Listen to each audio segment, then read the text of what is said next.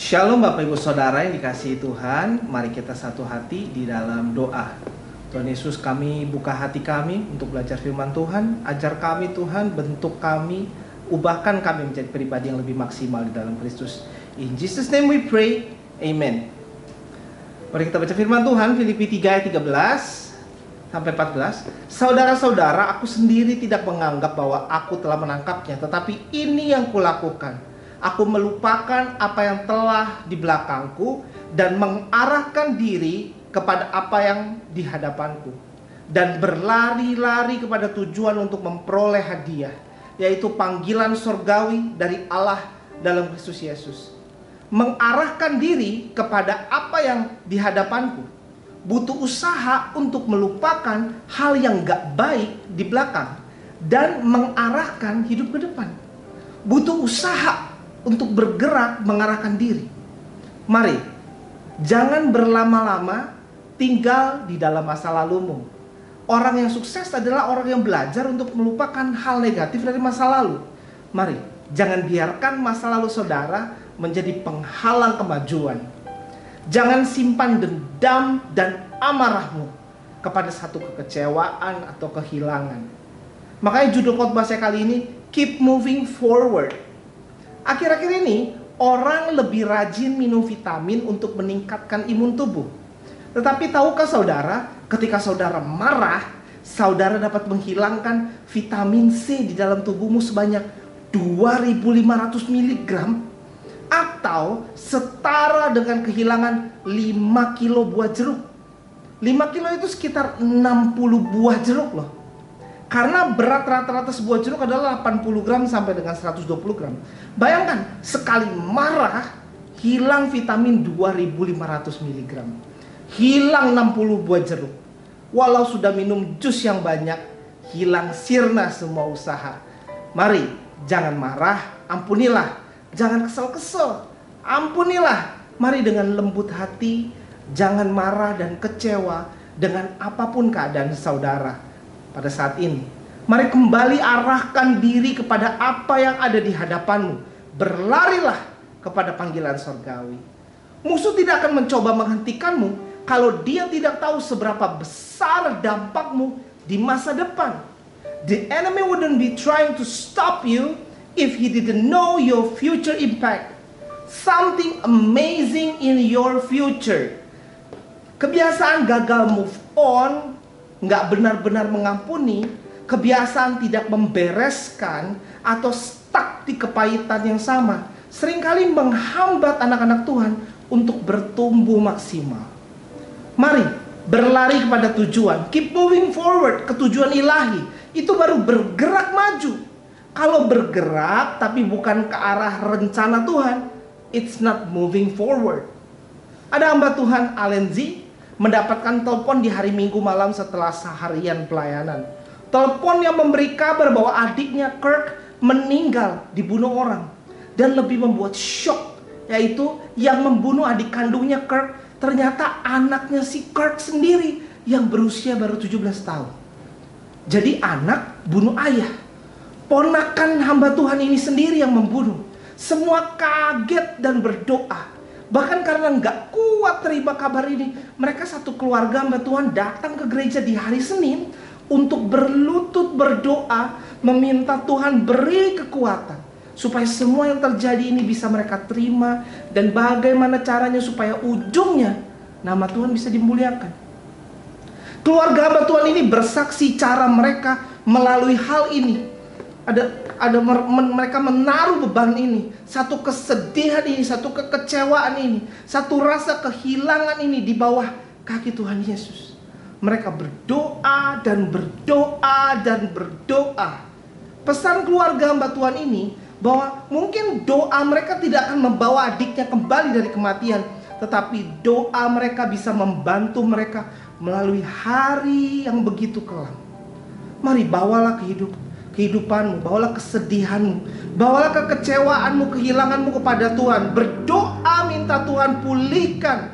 Tuhan adalah ahlinya membuat sesuatu menjadi indah dari suatu keadaan yang buruk. God has a way of bringing something good out of a bad situation. Keluarga hamba Tuhan ini memutuskan untuk mendedikasikan hidup mereka untuk membantu orang-orang yang kehilangan keluarganya. Mereka mengucap syukur, katanya adik kesayangan mereka sudah berada di dalam sorga. Dan sejak saat itu malah mereka dipercayakan menolong begitu banyak orang. Bahkan dipercaya Tuhan sampai memiliki acara atau TV show mereka sendiri. Ketika keluarga ini mau mengampuni dan tidak menyimpan dendam atau amarah terhadap kejahatan keponakannya yang masuk dalam proses pengadilan, ternyata mereka dipercayakan lebih dan lebih lagi dalam memulihkan orang-orang yang kecewa. Mereka mau berdoa bagi pembunuh adik mereka. Mereka mengampuni kesalahan keluarga mereka. Pertanyaannya, apakah saudara sudah mengampuni kesalahan keluargamu? Apakah saudara mendoakan orang yang melukaimu? Mazmur 55 ayat 16-17. Tetapi aku berseru kepada Allah dan Tuhan akan menyelamatkan aku.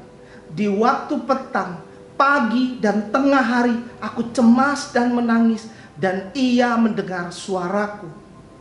Mari berseru kepada Allah. Dia dengar doamu. Dia Tuhan yang mendengar setiap tangisanmu. Jangan dipendam saja, tetapi menangislah di hadapan Tuhan. Izinkan Tuhan yang bela keadaanmu. Kenyataan hamba Tuhan ini memberi pesan kalau kita dilukai, apa respon kita? Firman Tuhan mengajarkan di Mikha 6 ayat 8, He was told you, O man, what is good, and what does the Lord require of you, but to do justice, to love kindness, and to walk humbly with your God. Apa yang baik dan apa yang dituntut Tuhan daripadamu, yaitu berlakulah adil, mencintai kebaikan, dan hidup dengan rendah hati di hadapan Allahmu. Ketika hamba Tuhan ini mengalami Kurt, adiknya dibunuh, dan dalam pengadilan terbukti bahwa anak kandung dari adiknya sendiri yang membunuh ayahnya, maka keluarga besar sulit untuk menerimanya. Tetapi mereka membuat keputusan untuk mengampuni keponakan mereka si pembunuh. Ketika emosi kita meledak-ledak, ingatlah apa yang Tuhan tuntut daripadamu, yaitu cintailah kebaikan, miliki kasih, miliki belas kasihan, have mercy and love kindness. Ketika kita mau balas dendam, ingatlah apa yang Tuhan tuntut daripadamu, cintailah kebaikan.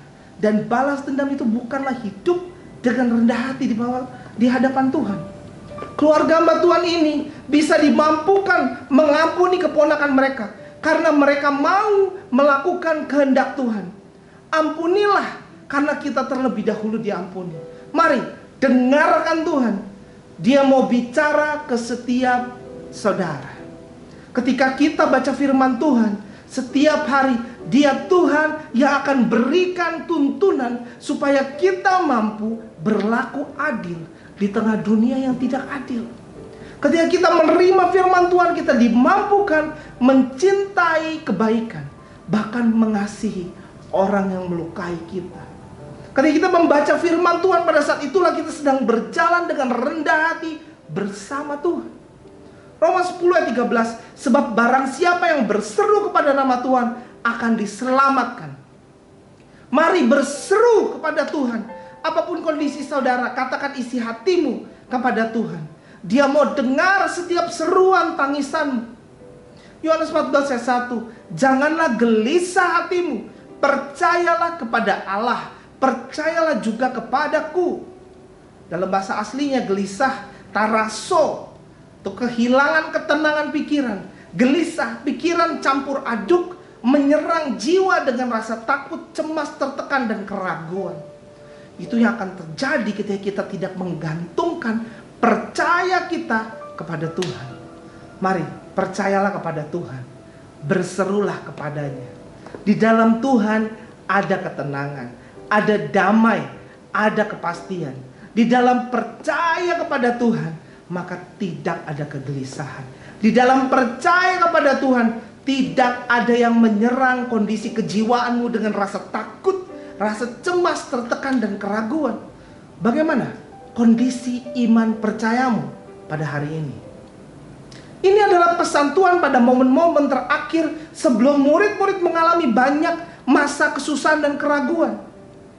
Yohanes 14 ayat 27, "Do not let your hearts be troubled and do not be afraid." Janganlah gelisah hatimu, percayalah kepada Allah.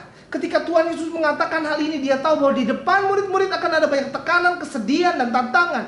Dan biarlah kata-kata ini menjadi berkat bagi setiap kita, murid-murid Kristus, dalam menghadapi masa-masa sulit. Satu ajakan untuk berjalan dalam damai sejahtera bersama Roh Kudus di tengah ketidakpastian, di tengah kebingungan, kehilangan, dan perubahan. Just keep moving forward. Mari tetap berjalan ke depan. Lupakan apa yang di belakang dan mengarah ke depan ke panggilan surgawi. Izinkan saya berdoa bagi setiap saudara. Tuhan Yesus, hamba mau berdoa Tuhan. Kau pulihkan setiap hati yang terluka Tuhan. Ini hidup kami, ini harapan kami, ini doa kami, ini kondisi kami taruh di bawah kaki-Mu Tuhan. Di dalam nama Tuhan Yesus, setiap keluarga-keluarga Tuhan dan pribadi-pribadi di Max in Christ Church dan semua yang menonton Tuhan dan beribadah Tuhan pada hari ini Tuhan. Kami percaya ada kekuatan yang baru dari Tuhan, ada penghiburan, ada mujizat terjadi, ada kesembuhan, ada perlindungan Tuhan menyertai kami dan keluarga besar kami. Di dalam nama Tuhan Yesus kami berdoa mengucap syukur. In Jesus name we pray. Amen. Tuhan Yesus memberkati. Happy Sunday.